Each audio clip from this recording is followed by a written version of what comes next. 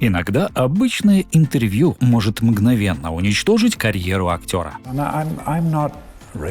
Достаточно одной неосторожной фразы, сказанной не в то время и не в том месте, чтобы от звезды остались лишь воспоминания.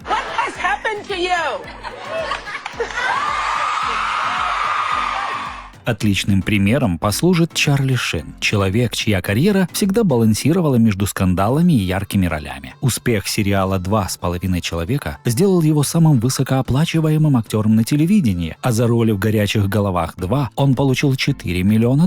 Невероятный гонорар для пародийной комедии тех лет. Но вещества, алкоголь и публичные конфликты с продюсерами разрушили этот успех быстрее, чем кто-либо мог ожидать. И казалось, что хуже уже быть не может. Но в 2015 году Шин снова потряс Голливуд. В эфире Today Show актер признался, что живет с ВИЧ.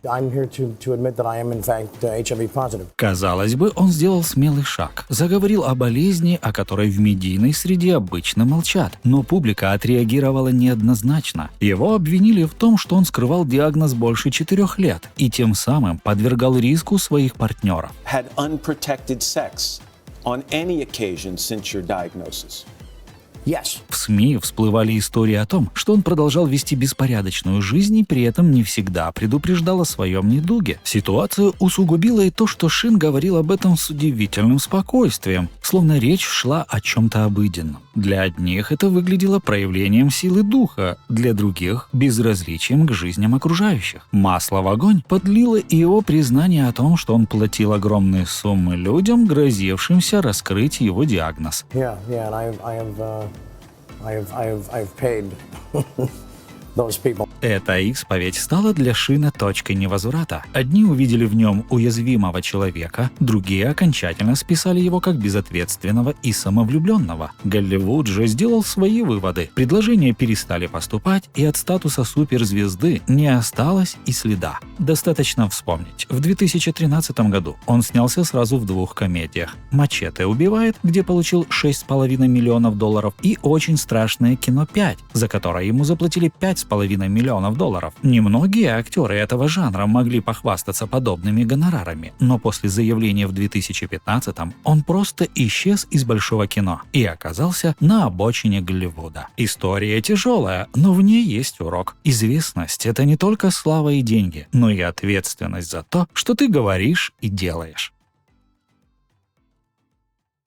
Лиам Нисон всегда ассоциировался с образом сурового героя боевиков, но в 2019 году он оказался в центре одного из самых громких скандалов в своей карьере. Продвигая новый фильм под названием «Снегоуборщик», актер неожиданно вспомнил историю почти 40-летней давности. Его близкая подруга подверглась надругательству, и когда Нисон узнал, что преступником был афроамериканец, он признался. I went out deliberately into black areas looking to be set upon. Да, вы не ослышались. Он несколько дней бродил по улицам с дубинкой, намеренно ища конфликты с мужчинами африканского происхождения, лишь бы выплеснуть свою ярость. I'm not racist. It was a primal urge to lash out. Нисон уточнил, что впоследствии осознал всю абсурдность и ужас своего поведения, стыдился этих мыслей и сожалел о них. It kind of shocked me when I came down to earth.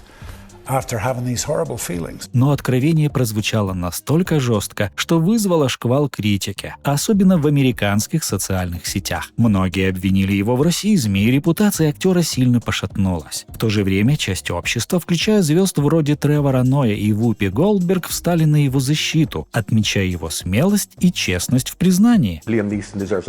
Карьера Нисона, несмотря на поддержку, дала трещину, но не рухнула окончательно. Крупные студии перестали с ним сотрудничать, и после этого инцидента он снимается в основном в фильмах категории «Б». Для многих зрителей он перестал казаться безупречным героем и стал фигурой куда более противоречивой. И, пожалуй, каждый сам должен решить для себя, совершил он что-то плохое или просто проявил редкую для медийных лиц откровенность. Рэйчел Зеглер, которой выпала честь сыграть Белоснежку в новой версии от Дисней, умудрилась превратить отличный шанс в настоящий скандал. I just mean that it's no longer 1937. Вместо того, чтобы уважительно отнестись к классике 1937 года, актриса назвала оригинал устаревшим и раскритиковала саму идею о том, что женщина может мечтать о любви или ждать принца. Она заявила, что ее Белоснежка будет сильной и независимой, и что спасать ее никому не придется.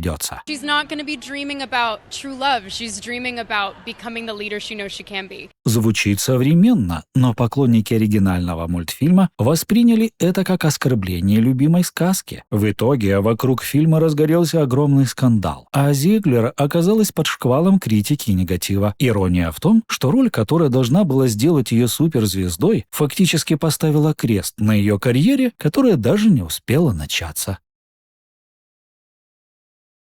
Алекс Петтифер – британский актер, который в начале 2010-х считался настоящей восходящей звездой. После роли в фильме «Громобой» 2006 года он был на хорошем счету в Голливуде, и казалось, что впереди его ждет большое будущее. Так и случилось. Уже в 2011-м он снялся сразу в 3 проектах, и «Я четвертый», «Страшно красив» и, конечно же, роль плохиша, охотившегося за временем Джастина Тимберлейка. Я упустил 30 дней. Казалось бы, о чем еще может мечтать молодой актер. Но в том же 2011 году Петтифер умудрился сам себе подрезать крылья. В интервью журналу V-Man актер не просто критиковал Лос-Анджелес, он буквально обрушился на город с потоком брани, называл его подлой ямой и социально отвратительным местом. В другом интервью прошелся по женщинам, живущим там, и даже сравнил актерскую карьеру с тюрьмой. Для молодой звезды это оказалось катастрофой. В Голливуде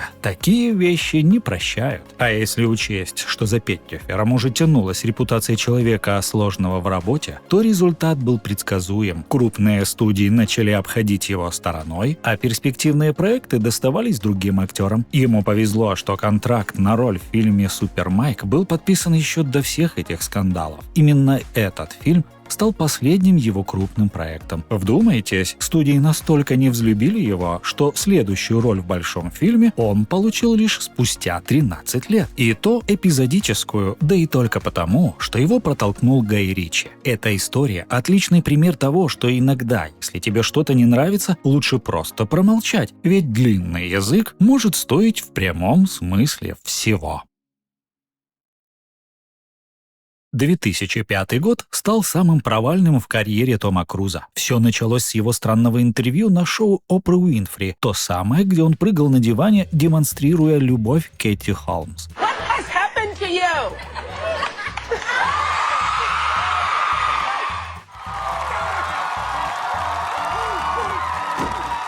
Многие восприняли это как откровенно нелепое поведение. Затем Круз пошел дальше. Он публично раскритиковал актрису Брук Шилдс за то, что она призналась в использовании антидепрессантов для лечения послеродовой депрессии. Antidepressants work for Brooke Shields. Why isn't that okay? I disagree with it.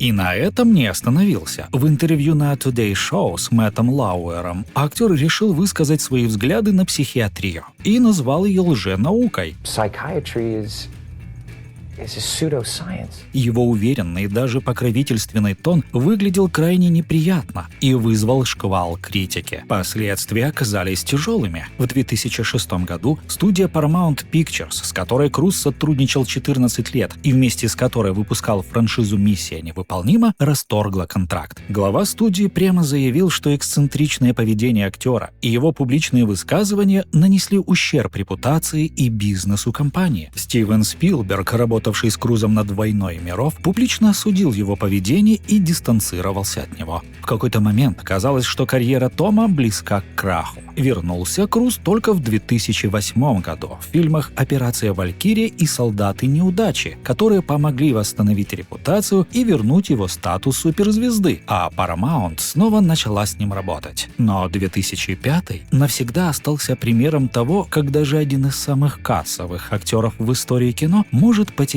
все из-за пары громких интервью.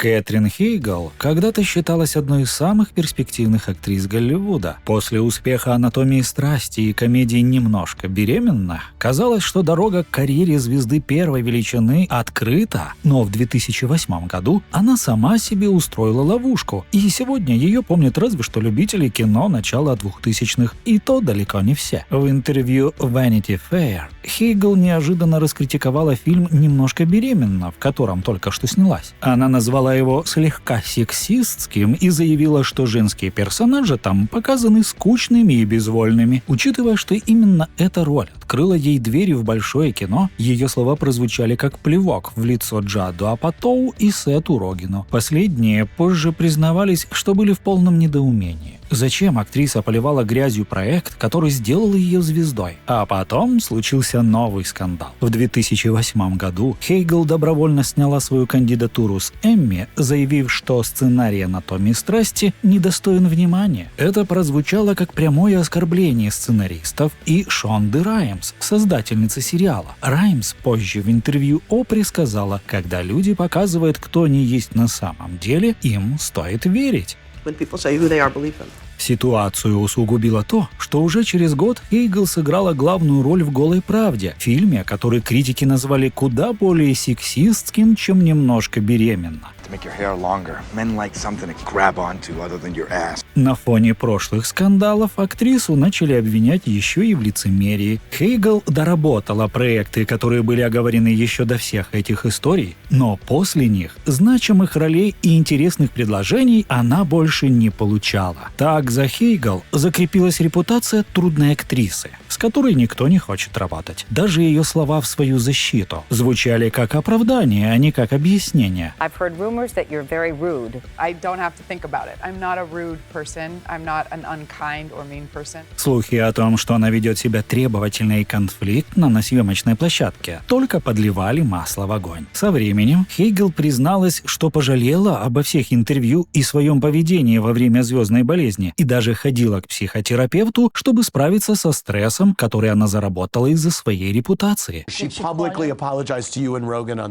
Сет Роген спустя годы говорил, что у него остались хорошие воспоминания о работе с ней, и он даже высказывал сочувствие к ее ситуации. Но Голливуд так легко не прощает. Из потенциальной королевы романтических комедий Хейгл превратилась в актрису второго эшелона, для которой каждая роль ощущалась как случайный подарок судьбы.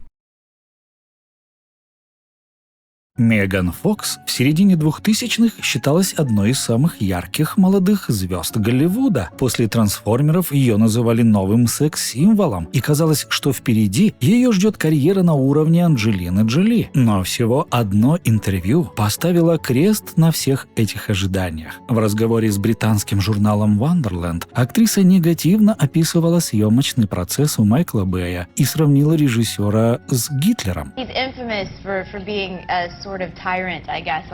Слова моментально разлетелись по СМИ, и хотя сам Бэй к подобным эпитетам отнесся спокойно, вмешался совсем другой гигант Голливуда. По словам режиссера, на ее увольнение из «Трансформеров» настоял личный исполнительный продюсер франшизы Стивен Спилберг. А как мы все знаем, с его мнением спорить невозможно. Он, без преувеличения, один из самых влиятельных продюсеров в истории кино. В результате Меган потеряла не просто роль в одном фильме, а целую франшизу мирового уровня, а вместе с ней и шансы закрепиться в Голливуде. Да, позже она снова поработала с Бэем в фильмах «Черепашки-ниндзя», но это был уже совершенно другой уровень. В эпоху «Трансформеров» ее появление в картине оценивалось минимум в $1 миллион, а за роль в теле Дженнифер она получила целых $5 миллионов. В случае с «Черепашками» ее гонорар не раскрывался, но, по слухам, он был символическим. Это была скорее попытка загладить вину перед влиятельными людьми. You guys famously made up. Yeah, we made up. Однако и это не помогло. Спилберг так и не простил ее. Крупные роли до сих пор обходят Меган стороной, и карьера, которая обещала быть громкой и долгой, застыла на месте. Дошло до того, что актриса появилась даже в рекламе видеоигры Diablo. История Фокс — отличный пример того, что в Голливуде можно быть дерзкой и эпатажной, но есть граница, которую лучше не переходить, особенно если на другой стороне этой границы стоит Стивен Спилберг. Сегодня Хоакин Феникс – лауреат Оскара и один из самых востребованных актеров Голливуда. Но в 2009 году его репутация и карьера висели на волоске, и все из-за его, мягко говоря, странного появления на шоу Дэвида Леттермана. Феникс вышел в темных очках и с густой бородой, говорил тихо и неуверенно, будто ему вообще не хотелось находиться в студии. Да и вел себя он очень странно и местами грубо. Леттерман быстро заметил неоднозначное поведение актера, и чтобы передача не превратилась в крайне неловкое зрелище, начал откровенно подшучивать над гостем, даже упомянув унабомбера. What can you tell us about your days with the Unabomber? Позже выяснилось, что это был розыгрыш и часть его псевдодокументального фильма «Я все еще здесь». Но публика восприняла все за чистую монету. СМИ писали о том, что у актера не все в порядке с головой, а продюсеры начали держаться от него подальше. С точки зрения перформанса это было интересное решение. Когда у Хоакина спросили, планирует ли он продолжать карьеру, он ответил «нет». Хотя в тот самый момент фактически уже играл роль в своем мокюментари. Hopeful that you will reconsider and come back to acting. Но, как мы все знаем, Голливуд в первую очередь бизнес, а не место для перформансов. Сам Феникс позже признавался, что после этой выходки ему стали предлагать слабые и неинтересные проекты, от которых он отказывался. Чего уж говорить, только через 3 года после этого интервью он получил действительно интересную роль в фильме «Мастер» Пола Томаса Андерсона. И лишь после успеха этой картины ему начали снова предлагать сильные проекты, чего только стоит «Она», «Врожденный порок» и, конечно же, «Иррациональный человек» Вуди Аллена. Именно эти фильмы вернули его обратно на вершину и окончательно закрепили статус актера с уникальным талантом. В киноиндустрии каждое слово и каждый поступок могут стать приговором, ведь ошибки запоминаются куда лучше достижений. Спасибо за просмотр. Удачи!